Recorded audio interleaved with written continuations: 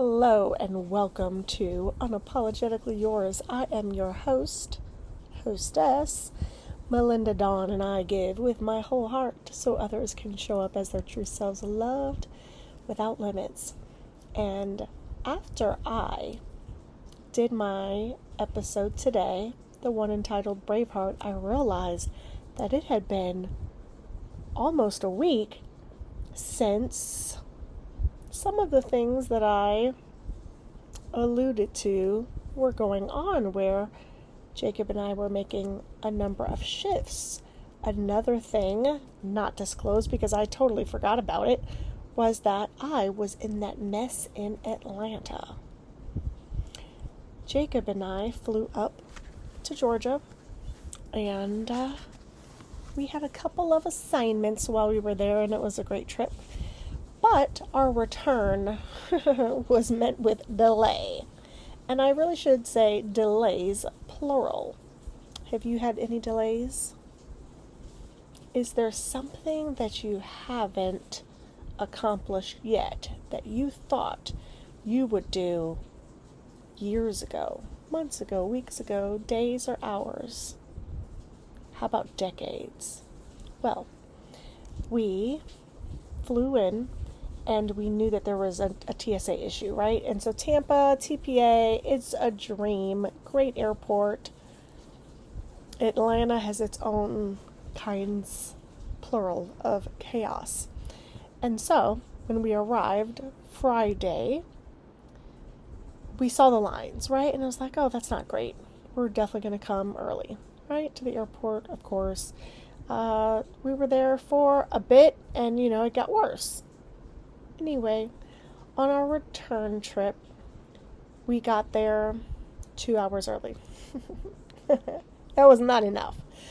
But I assure you that had we gotten there 3 hours early, which was the original plan that didn't happen for various reasons, plural, delays, plural, we still would not have made it. So, when we got there, Sunday, I'm trying to think of what time we got there. We got there were lines, and we got in the lines. And the first line was just to be able to go to the kiosk where you get your bag tag, right? Where you scan. And for the life of me, user error, I could not get that thing to work. This other guy was like, oh, you just do this. And so when he was done, and he looked like he was in a rush, but I was like, can you please help me? And, of course, he did. Ask, and ye shall receive. So, he helped. I was so grateful. Thankfully, the ticket, was all linked on the same booking reservation, so that I didn't have to scan again, and have another user error. So, we print out 2 of the tags, right? It offers to give us an option to complementarily, is that the word? Complimentary. But I wonder if it's complementarily. Anyway, to get our carry-on as a free checked bag. Heck yeah, let's do it. But guess what? The tag didn't print. Oh, sorry. Okay, no problem. We have to stand in line anyway at the next section. And that's for you to hand over your bag for them to weigh it, etc. So we get there, we provide our ID, all this stuff, and then the lady's like, oh, just wait. And she goes to another computer, like several computers down, and I'm thinking, what in the world is going on? Now, by this time, so much time has passed, and the lines are just getting longer. And there's no prioritization of when your flight is about to go or not, right? There's no system in place for this kind of thing. And it dawns on me, let's not, stand in the line only to get over there to prove that we're not going to make our flight, to try to stand in some line on the other side of the terminal to get rebooked, etc. Let's be proactive, because I'm so efficient. And let's just go into the ticketing line, which we did. So again, yet another line, so that we can get the next flight out, right? So we get in line. I'm able to go to the bathroom. I drank a lot of water, like almost a gallon on the drive to the airport, which was like a 90-minute drive. So anyway, meanwhile, too, by this time, I call my loved one and I'm like, yo, come back. She was 20 minutes away. So, wait, did I tell her that at that point?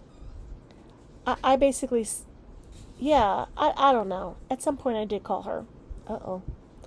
Okay, so I gotta make this quick. So anyway, we get in line and we discover, oh, I'm trying to call her at that point. And so I'm like, hold on, let me call you back. And she pulls over. And she'd already told me that she's 20 minutes away. So I was basically like, just hold on just in case, right? Instead of driving 90 minutes to where she lives. So we discovered that there were no flights, no availability. Every flight for the rest of the day was booked, except for to Orlando, which would have cost us change fees. And so we opted, at no cost to us, to change our flight to the next day. And we did it late enough to where we wouldn't have to leave at 3 a.m. just to get in line. And so we were determined to arrive 5 hours early, and we did that very thing. So, what I found out recently, though, is that another friend of mine was there, unbeknownst to me, and when he arrived to the airport, it's possible that had he did what we did, right, and waited for his flight stuff, right, that he would have seen us because of our zigzag lines, which I'll tell you in a moment, but he did not. He saw that line, which, by the way, y'all, was outside. It was outside of the building. You could not even get into the airport until you stood in line on the outside and zigzagged. So he saw that and he was like, nope. So he called the first rental car company. They were sold out. Called the next one. Guess what, y'all? See, I taught him this phrase. And I don't know if it was the phrase or he was just having some extra beautiful favor, but the phrase that I taught him is everything works in my favor. And let me tell you what kind of favor this man got. He got a pleasant, lovely person on the phone who said, yes, I can get you a one-way rental from Atlanta to Tampa, and I'm going to give you a discount. How would you like to drive a Mercedes for $79? He was like, that's cheaper than my Uber ride, which was like $129. I'll take it. Only cost him $30 of gas.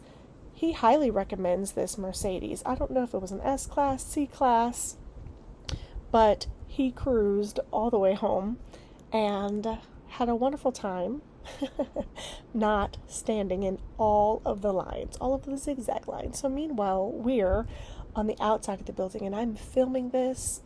Y'all all either mix it to this or I'll just post it on some other thing.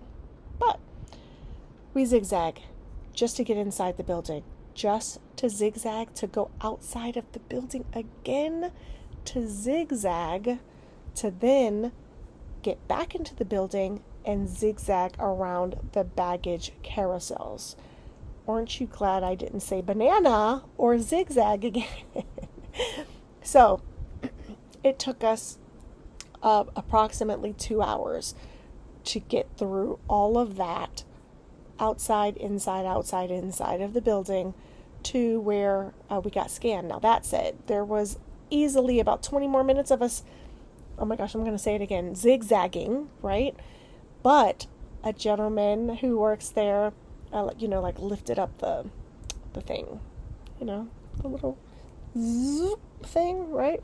And us and at least the one guy who we were talking to in front of us got to go and cut through to the other part where they scan your bags and all that other kind of stuff. So, favor was so great. So then Jacob and I went to the restroom after all of that line and not wanting to lose our place. Went to the restroom and we walked around to find out which place we would just relax at and eat. We chose Longhorn Steakhouse. And the food, despite the fact that I was so stuffed up, was delicious. So it was hard. It was like the texture was amazing. So I had ordered a salmon and shrimp dish, which I asked to replace the rice with mashed potatoes, and I got steamed broccoli. Jacob got a Longhorn burger, but they forgot his bacon. But while he remained silent, that throat chakra, I asked for his bacon, and I got some for my trouble. So anyway, we ate our meal in peace and relaxation and talked and connected, and then we went to our gate and waited, and we made it home safely, although there was quite a lot of turbulence. Jacob said he felt it on the uplift. I definitely felt it landing. That was not pleasant, but anyway, it made me think of Jerry, who I met on the way up there, who was really struggling with the turbulence that we experienced on that flight.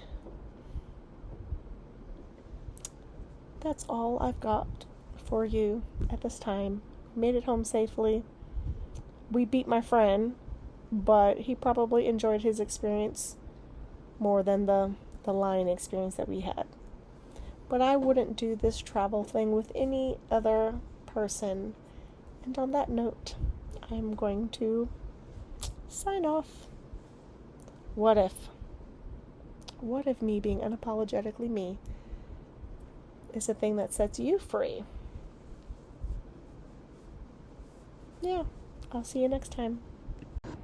All right, what you're about to see is what we experienced on the outside.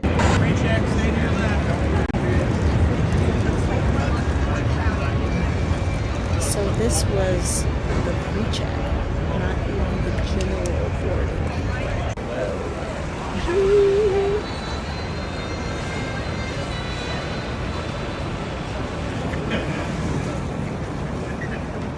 Before you